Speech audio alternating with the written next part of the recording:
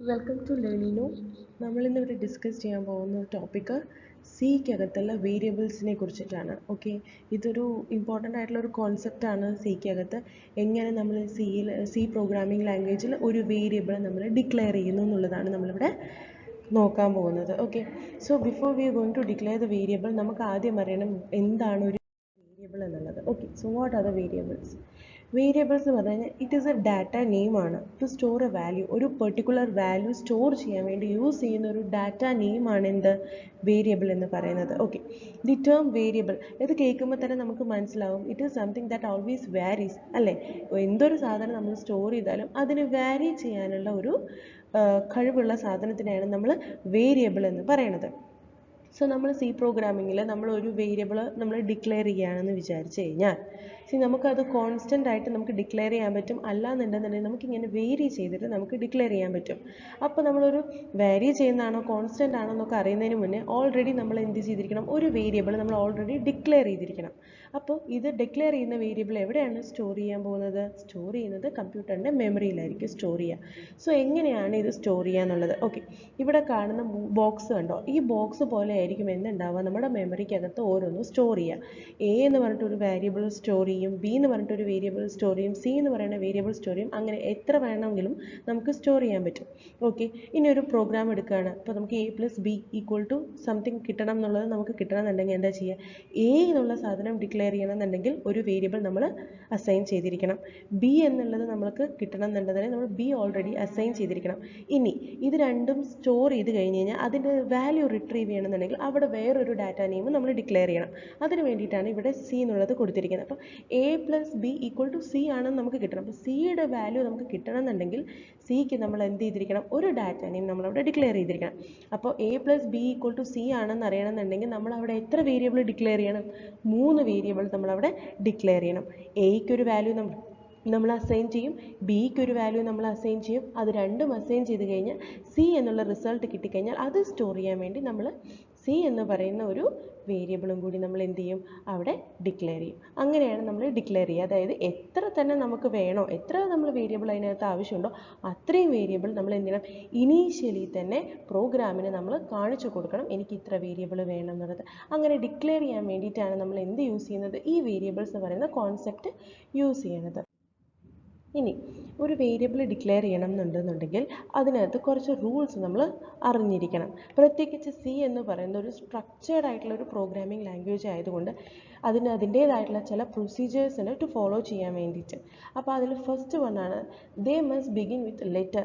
ഒരു ലെറ്ററിലായിരിക്കണം എന്ത് ബിഗിൻ ചെയ്യുന്നത്, ഒരു വേരിയബിൾ നെയിം നമ്മൾ ഡിക്ലെയർ ചെയ്യേണ്ടത്.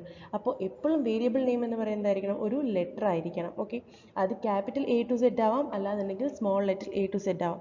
ഈ അപ്പർ കേസ് എ ടു സെഡിനും ലോവർ കേസ് എ ടു സെഡിനും അതിൻ്റേതായിട്ടുള്ള സിഗ്നിഫിക്കൻസ് സി പ്രോഗ്രാമിംഗ് ലാംഗ്വേജിൽ ഉണ്ട്.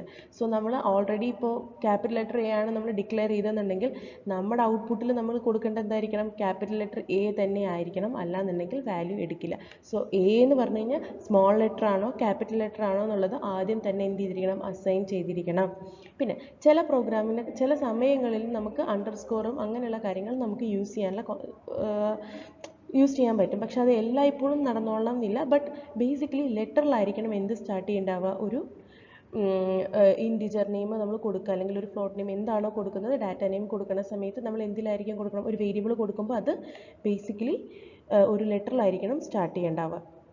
ഇനി ആ ഒരു വേരിയബിളിൽ 31 ക്യാരക്ടേഴ്സ് വരെ നമുക്ക് സ്റ്റോർ ചെയ്യാൻ പറ്റും. അതായത് ആസ് ലോങ് ആസ് എത്ര പോകുന്നു എന്നുള്ളതാണെങ്കിൽ അതിൽ നമുക്ക് 31 ക്യാരക്ടർ വരെ നമുക്ക് കൊടുക്കാൻ പറ്റും. ഈ ക്യാരക്ടർ എന്താണ്, ഇൻറ്റിജർ എന്താണ്, ഫ്ലോട്ട് എന്താണെന്നുള്ളത് നമ്മൾ പ്രീവിയസ് വീഡിയോയിൽ ഡിസ്കസ് ചെയ്തിട്ടുണ്ട്, കേൾക്കാത്തവർ കണ്ടു നോക്കുക.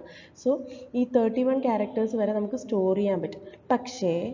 പക്ഷേ ആകെ 8 ക്യാരക്ടേഴ്സ് മാത്രമേ മാക്സിമം അവർ റീഡ് ചെയ്യുള്ളൂ. പക്ഷെ നമുക്ക് സ്റ്റോർ ചെയ്യാം 31 വരെ, പക്ഷെ മാക്സിമം അവർ റീഡ് ചെയ്യുന്നത് ഫസ്റ്റ് 8 ക്യാരക്ടേഴ്സ് മാത്രമായിരിക്കും. ഓക്കെ, ഇനി അപ്പർ കേസും ലോവർ കേസും സിഗ്നിഫിക്കൻ്റ് ആണ്. ഞാൻ ഫസ്റ്റിൽ തന്നെ പറഞ്ഞു, ക്യാപിറ്റൽ ലെറ്റർ എ ടു സെറ്റും സ്മോൾ ലെറ്റർ എ ടു സെറ്റിനും അതിൻ്റേതായിട്ടുള്ള ഇമ്പോർട്ടൻസ് ഉണ്ട്. സോ അത് രണ്ടും എന്താണ്, കീ സെൻസിറ്റീവ് ആണ്. കാരണം ഇതൊരു സ്ട്രക്ചേർഡ് ആയിട്ടുള്ള പ്രൊസീജിയറൽ ആയിട്ടുള്ള പ്രോഗ്രാമിംഗ് ലാംഗ്വേജ് ആയതുകൊണ്ട് ക്യാപിറ്റൽസിനും സ്മോൾ ലെറ്റേഴ്സിനും അതിൻ്റേതായിട്ടുള്ള സിഗ്നിഫിക്കൻസ് ഈ പ്രോഗ്രാമിംഗ് ലാംഗ്വേജിൽ ഉണ്ട്.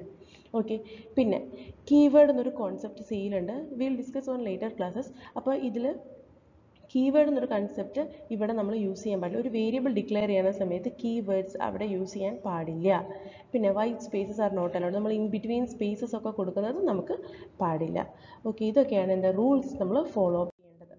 ഇനി ഒരു വേരിയബിൾ നമ്മൾ ഡിക്ലെയർ ചെയ്യണമെന്നുണ്ടെങ്കിൽ എങ്ങനെയാണ് നമ്മൾ ചെയ്യുക? Okay, variable has to declare initially when the program starts. ഞാൻ ആദ്യം തന്നെ പറഞ്ഞു, മെമ്മറിയിൽ നമ്മൾ എന്ത് ചെയ്യണം, ആദ്യം തന്നെ വേരിയബിൾ അലോക്കേറ്റ് ചെയ്താലേ അത്ര മെമ്മറി ഓൾറെഡി സി പ്രോഗ്രാം നമുക്ക് വേണ്ടി കണ്ടുവയ്ക്കുള്ളൂ അല്ലേ. ഇതൊരു ലോ ആക്സസ് ആയിട്ടുള്ള ഒരു പ്രോഗ്രാമിംഗ് ലാംഗ്വേജ് ആയത്, മെമ്മറി അലോക്കേഷൻ വളരെ കുറവായതുകൊണ്ട് തന്നെ ഓൾറെഡി ഇത് അലോക്കേറ്റ് ചെയ്യണം എത്ര വേണം എന്നുള്ളത്. അപ്പോൾ ഓൾറെഡി നമ്മൾ എന്ത് ചെയ്യണം, ഇനീഷ്യലൈസ് ചെയ്ത് കൊടുക്കണം വേരിയബിൾസ്.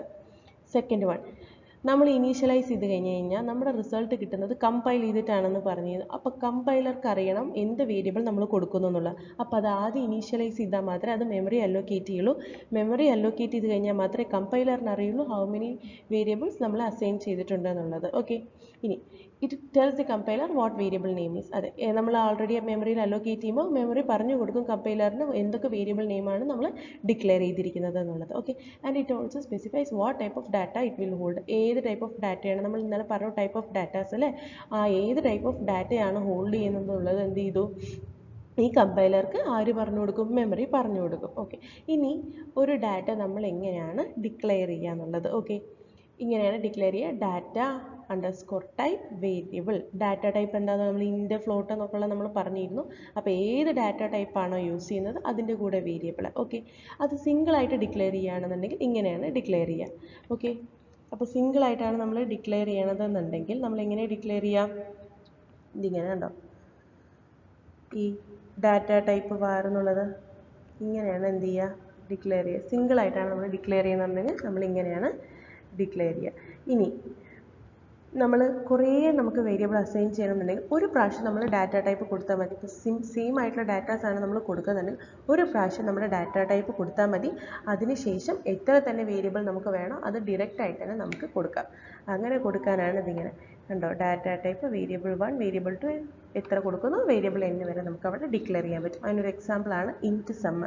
ഒരു കാര്യം ശ്രദ്ധിക്കണം, ഇൻറ്റ് സം എന്ന് പറയുമ്പോൾ ഞാൻ ഇവിടെ എല്ലാം സ്മോൾ ലെറ്റർ ആണ് കൊടുത്തിരിക്കുന്നത്. ഇനി നിങ്ങൾ ക്യാപിറ്റൽ ലെറ്റർ എസ് ആണ് കൊടുക്കുന്നതെന്നുണ്ടെങ്കിൽ S small letter U M ആണെങ്കിൽ അങ്ങനെ തന്നെ ഡിക്ലെയർ ചെയ്തിരിക്കണം. ഫുൾ ക്യാപിറ്റൽ ലെറ്റർ ആണ് കൊടുക്കുന്നതെന്നുണ്ടെങ്കിൽ അങ്ങനെ തന്നെ ഡിക്ലെയർ ചെയ്തിരിക്കണം. അപ്പോൾ ഇതൊക്കെയാണ് എന്താണ് വേരിയബിൾ, എന്തൊക്കെയാണ് ആ വേരിയബിൾ ഡിക്ലെയർ ചെയ്യാനുള്ള റൂൾസ്, എങ്ങനെ വേരിയബിൾ ഡിക്ലെയർ ചെയ്യാന്നുള്ളതാണ് നമ്മൾ ഇന്നത്തെ ക്ലാസ്സിൽ നോക്കിയത്. ഇനി അടുത്ത ക്ലാസ്സിൽ നമുക്ക് നോക്കാം എങ്ങനെ വാല്യൂസ് നമ്മൾ ഈ വേരിയബിളിലേക്ക് അസൈൻ ചെയ്യുന്നുള്ളത്. Thank U.